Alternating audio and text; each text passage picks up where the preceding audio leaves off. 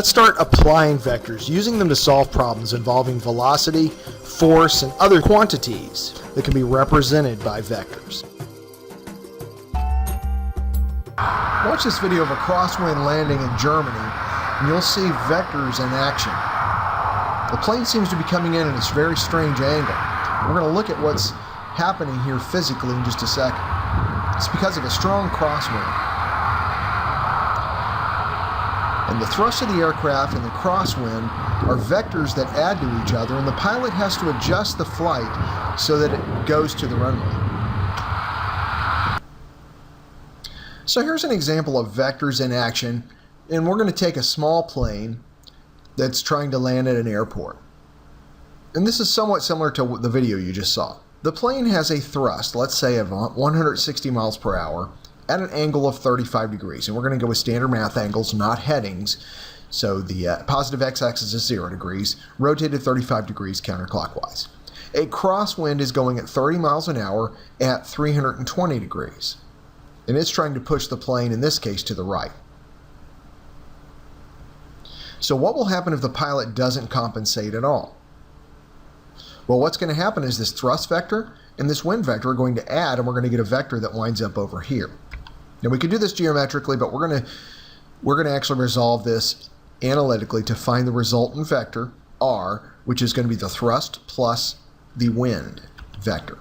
So we can move, geometrically, we can move the wind vector over here, and we know that the answer is this purple vector, and we could measure the magnitude and angle directly that way to find the resultant force, but we're going to go ahead and find it analytically. So if the pilot did nothing, the plane would wind up going this way in this situation. To resolve this analytically, we're going to find the components of the thrust and wind vectors and add them together. Let's look at the thrust vector first. It's the biggest vector. T sub x, the horizontal component, is going to be t cosine alpha, which is 160 times the cosine of 35 degrees, or 131.1 times the unit vector in the horizontal direction, I. T sub y is t sine alpha, 160 times the sine of 35 degrees, approximately 91.8 times j, the vertical unit vector. Similarly, let's take a look at the wind vector and do the same thing, find its horizontal and vertical components. The wind vector's horizontal component is 30 times the cosine of 320 degrees, which is approximately 23.0 I. The vertical component of the wind vector is w sine alpha, or 30 times the sine of 320. It's negative 19.3 j because it is going to the right and down, and that down component, down is negative under our system. So to resolve this and add the two vectors together to get our resultant vector, we're going to add the horizontal components of the thrust and the wind vectors, and that's 131.1 I plus 23.0 I, which gives us a horizontal of 154.1 I.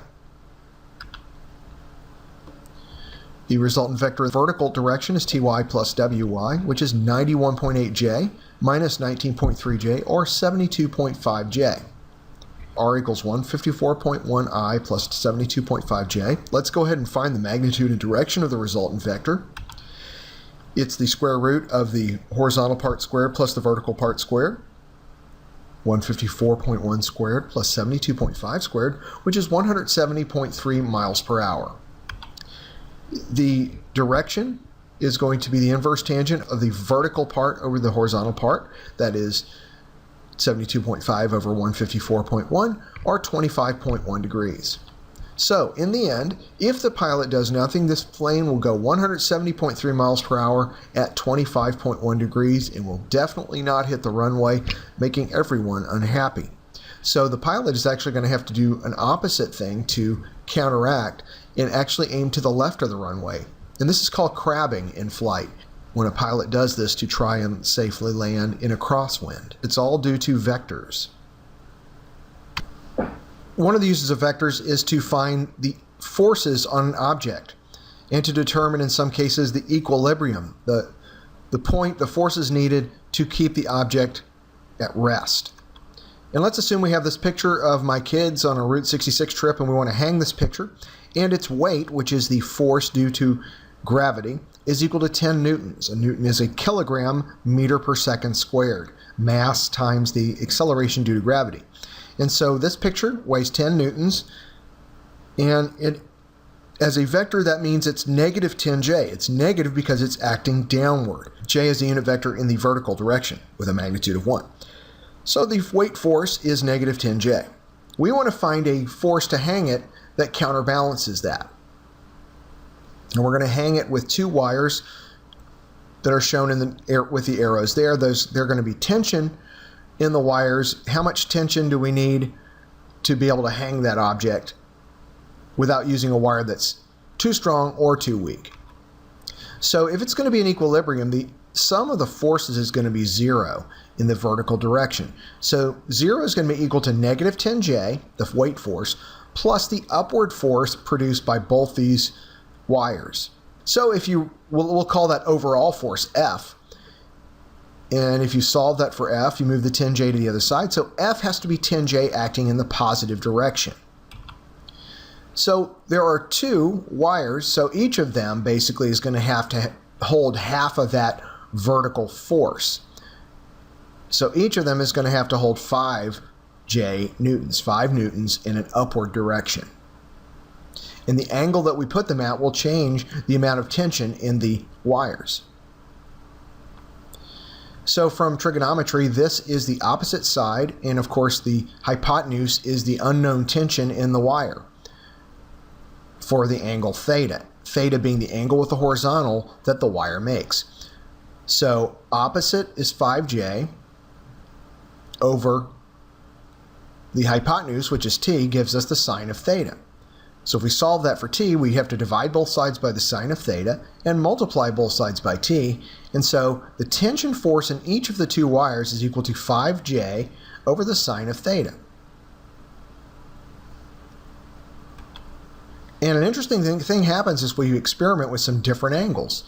For 30 degrees, a 10 newton tension is required in each of the wires. For 45 degrees, it goes down to 7 newtons. For 60 degrees, 5.8 newtons. And for 75 degrees, 5.2 newtons. So the bigger the angle, the less tension in the cables, in the wires. So that's an example of how vectors can be used to determine the forces in an object and keep an object in equilibrium. Here's an example of some vectors that I'm sure you've seen over the last few years, Angry Birds. About a 45-degree angle, I'm going to get the maximum length out of it. As you can see, I overshot the darn pig. If I shoot it at a lower angle than that, it's not going to go as far, but it'll hit. Notice how changing the angle of the projectile changes its path.